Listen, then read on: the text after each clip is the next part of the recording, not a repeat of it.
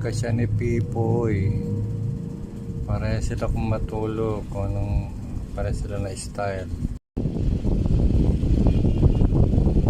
Parang si Pipoy hindi pala ito kung matulog.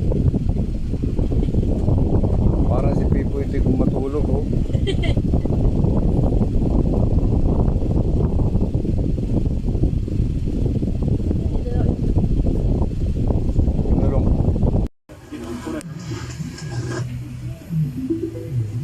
As a kid, I had always dreamt of sitting at the same table as all of the greats.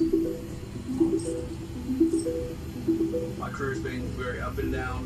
I got to see the mountaintop and then was kicked to the bottom.